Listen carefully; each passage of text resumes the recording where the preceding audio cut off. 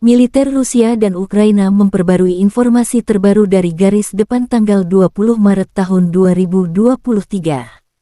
Juru bicara Kemenhan Rusia Letnan Jenderal Igor Konashenkov melansir terjadi kontak senjata di sejumlah wilayah. Penerbangan operasional taktis dan angkatan darat, pasukan rudal dan artileri pasukan Rusia menetralkan 82 unit artileri Ukraina di posisi tembak, tenaga kerja, dan perangkat keras militer musuh di 112 area dalam 24 jam terakhir juga digempur. Jet tempur Angkatan Udara Rusia mencegat satu helikopter Mi-8 Angkatan Udara Ukraina dekat Kolesnikovka, wilayah Kharkov.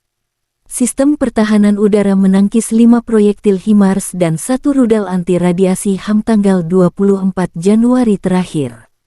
Selain itu, 7 kendaraan udara tak berawak drone Ukraina ditembak jatuh di dekat Kremenaya, Rubeznoye, Ploshchanka, Karmazinovka, Republik Rakyat Lugansk dan Kirilovka, Republik Rakyat Donetsk.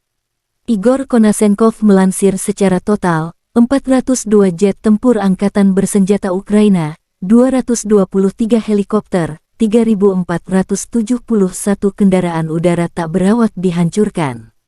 Termasuk 414 sistem rudal pertahanan udara, 8.355 tank dan kendaraan tempur lapis baja lainnya, 1.070 kendaraan tempur yang dilengkapi dengan MLRS, 4.395 meriam dan mortir artileri lapangan, serta 9.027 unit khusus peralatan militer telah dihancurkan selama operasi militer khusus.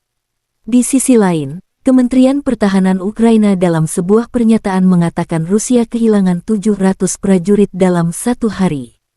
Secara total, Kremlin kehilangan 165.610 prajurit selama konflik, termasuk 3.537 tank, 6.869 kendaraan tempur lapis baja serta 305 jet tempur dan 290 helikopter. Presiden Ukraina Volodymyr Zelensky dalam sebuah pernyataan tanggal 20 Maret mengumumkan kabar baik untuk Ukraina dan mitra Eropanya. Kami memiliki beberapa keputusan penting hari ini, terutama keputusan pertahanan. Mitra Eropa kami menyetujui rencana bersama untuk mempercepat pasokan peluru untuk artileri kami. Keputusan ini bernilai 2 miliar euro. Ini menyediakan pasokan darurat dan produksi amunisi, kata Zelensky. Konflik Rusia dan Ukraina berlangsung selama 390 hari. Tidak ada tanda-tanda perdamaian. Terima kasih sudah nonton. Jangan lupa like, subscribe, dan share ya.